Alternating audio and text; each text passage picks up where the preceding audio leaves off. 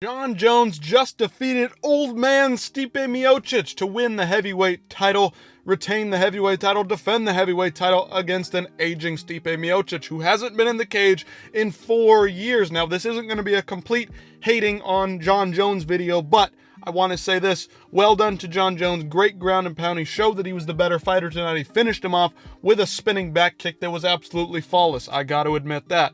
And thank you, Stipe Miocic, for all the hard work that you've done. You retired in the cage. They didn't play a promo for him. That was a little bit weird. They've been playing promos for random other fighters, but not Stipe, one of your best heavyweight fighters of all time, the best heavyweight fighter of all time. A little bit odd there from the UFC. A little bit of weird decision making. Let's take a look at the finish for you here.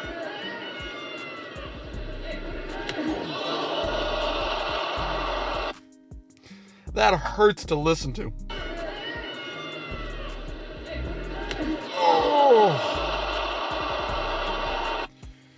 Right to the side of the ribs, not the liver side, but the other side of the ribs, My goodness, that shot, man.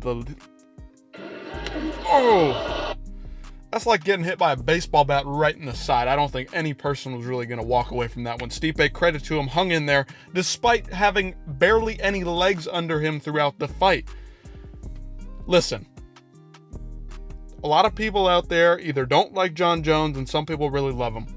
You have to be honest with yourself. I made some videos that were hating on Jon Jones, calling out Jon Jones for not wanting to fight Tom Aspinall, which we'll talk about in a minute, but you have to be honest and completely objective here.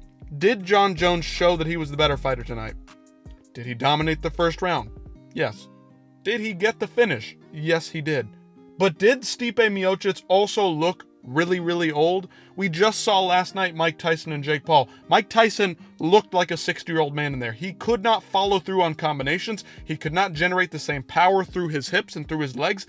Stipe could not move the way that he used to be. Stipe's always been kind of slow, kind of plotty, but he bounces on his feet a little bit in the fights, okay? Those fights with Daniel Cormier, more recently than not, before the Francis loss, he looked much faster than this. This looked like a guy who not just was out of the fighting game for 4 years, but he looked like he was slow. He looked like he was having trouble keeping his base. Stand your base, as they might say.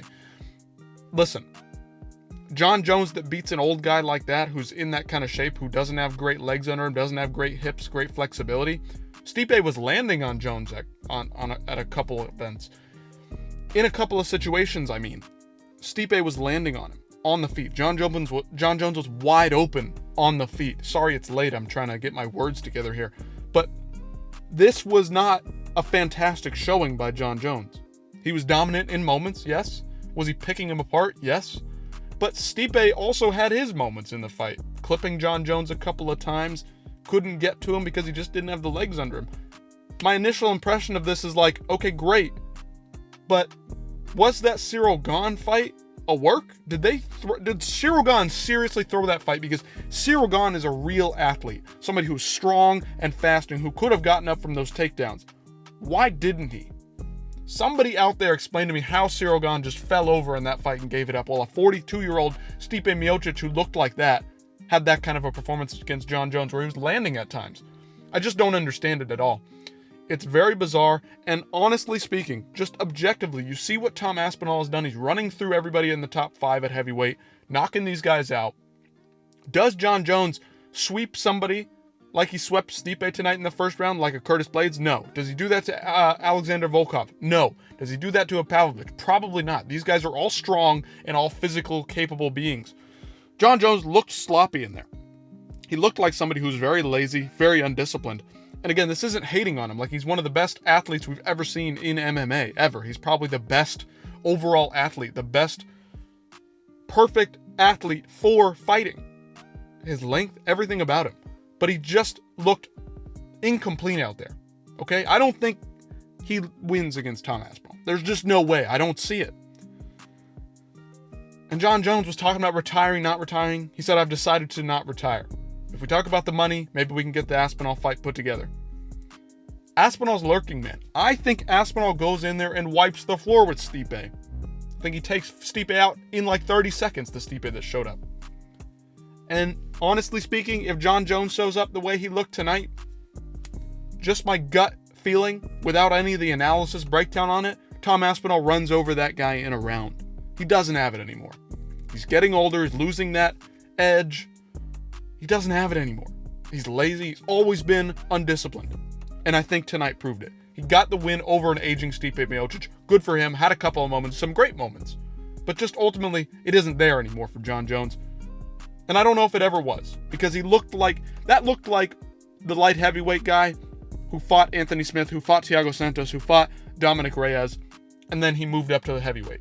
That's what he looked like. He looked like if there was an athletic guy in front of him, a guy of decent age, in decent shape, physically speaking, that he would have been a tough decision for Jon Jones to get through. That's what it looked like. Go back and watch those last 3 fights at light heavyweight. They looked the exact same as this one, except Stipe was an older guy, not up to task. Anyway, Charles Oliveira in the co-main event, Michael Chandler. That was an awesome fight. It was fun. I was on the edge of my seat for the whole thing, but it was also not all that impressive. I was on the edge of my seat in the moment, but looking back on it, the first 4 rounds really were not all that impressive. I was very tense. A lot of us sitting on pins and needles. Michael Chandler's very dangerous on the feet, right? But Charles Oliveira was able to get to his back, get on top for a majority of the first 4 rounds. The 5th round was really, really fun. Back and forth action. Michael Chandler hurts Charlie Olives really, really badly. Knocks him down, puts him down, beating him up on the ground. Charles gets back, starts hitting Chandler on the feet, gets the takedown, and ultimately rides out the round. Chandler finished out the round like this. It was pretty fun to watch. Look at this. Boom, drops him on his back. I don't know how this guy has the energy to stand up with another guy on his back like that. It's absolutely ridiculous. Michael Chandler is an amazing fighter to watch. He's one of the most exciting fighters of all time. Always puts on a show. This guy's a freak athlete. It was a fun fight in the 5th round.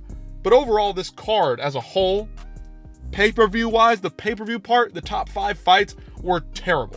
Just awful. Could not have had a worse top 5 in a most overhyped fight card like this.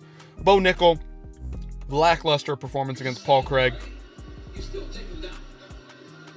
Freezing in the octagon, trying to make a meme out of a boring fight. It's a boring fight, Bo Nickel. Get the shit done. You hurt him really badly in the 3rd round, had his freaking eye busted up.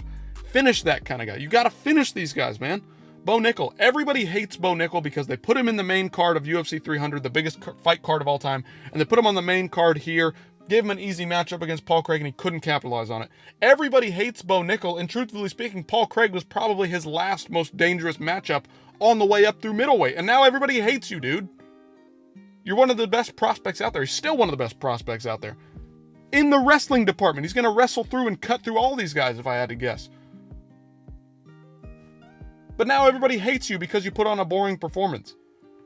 Anyway, Mauricio Ruffi did have a fun moment. A look away left hook. Oh my God, you got to watch this. This is round 2. Look at that.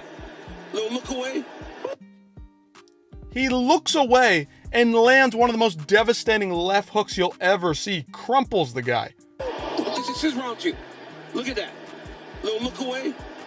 He's looking away intentionally. He's turning off, fading off, and landing that hook. Absolutely fantastic. That was probably like the highlight of the main card for me. In terms of the round, best round, it was the Charles Oliveira, Michael Chandler last round. And then the finish, obviously, Jones getting that spinning back hook kick. That was fantastic. Donald Trump, the new president-elect, came to the show, had his whole cabinet there. It was a big deal. Whether you like him or not, it was pretty cool to have a president-elect there. Donald Trump always shows up to the fights. It's not any news to any fans out there, but it was cool for him to have the walkout. It is what it is. UFC always likes to show love to President Trump. It is what it is. Invite more politicians in there, Dana White. Just saying. It'd be cool, get their personalities out there a little bit because they get to be on camera a little bit in a, avant-garde way. Anyway, the rest of the card was fantastic. The prelims were great. Jonathan Martinez, Marcus McGee edging out a decision over Jonathan Martinez. Got a little boring down the stretch, but it was a fun chess match between a power versus a speed guy. Chris Weidman, Eric Anders, that one fell off the card. Jim Miller, there was a submission victory over Damon Jackson in that one. Let's go through all the big moments of this one. Jonathan Deniz. Tybura came out like I'd never seen him before. Put an absolute beatdown on Jonathan Deniz in the last 10 seconds of the first round, I believe. My God, this dude was sliced to bits. Cuts over and under both eyes. Fantastic. Great picture here. Just devastation. The guy was out. Good stoppage there. Joe Rogan, Rahman, whatever his name, Ramiz Brahimaj, got a great win. Basically a knockout in his fight. Gave Joe Rogan his grandfather's hat in a show of respect. It's a funny looking hat, but it's a cultural thing over there. Cool moment for him and Joe. Oban Elliott got a great knockout over Basil Hafez. Did the little Hulk Hogan thing here. That was cool to see. Funny moment there. And then here's Jim Miller's finish over Damon Jackson. Tapping him out. Guillotine. Fantastic performance by Jim Miller. I think he's got the record amount of wins right now. I mean, just on a tear. This guy can't lose to anybody outside the rankings. And then Roberto Romero had a great debut. This guy's really exciting. David Onama is a legit fighter, and he came forward on him in the first round, just marauding through this guy.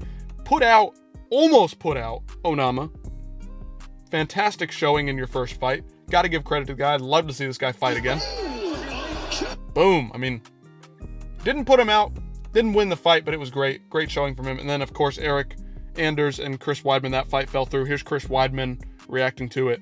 Hey, what's going on, guys? Unfortunately, I just got a phone call from Hunter Campbell that my fight with Eric Anders is off. Eric Anders apparently got sick and is not going to be able to fight tonight. So, yeah, I am super bummed out. I felt so good. I'm bummed for the guy, too. He could have retired tonight in his home state. Would have been fun to see Chris Weidman. I don't need to see him fight a lot more, but it would have been fun to see him maybe retire in his home state. But anyway, let me know what you guys think about this card. The main event actually delivered. John Jones actually delivered for once, and the main card, the rest of it, not really great at all. Not worth the $80. There was a women's fight in the middle there between Vivian Araujo and what's her fucking face, Silva. It was fun in the first round, but then it just kind of tapered off and got boring.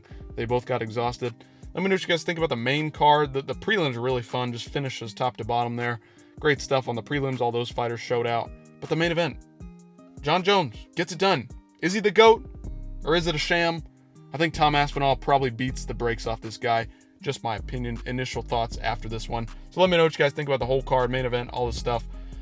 Really overhyped card, and it definitely under-delivered in terms of the pay-per-view. Anyway, see you in the next one.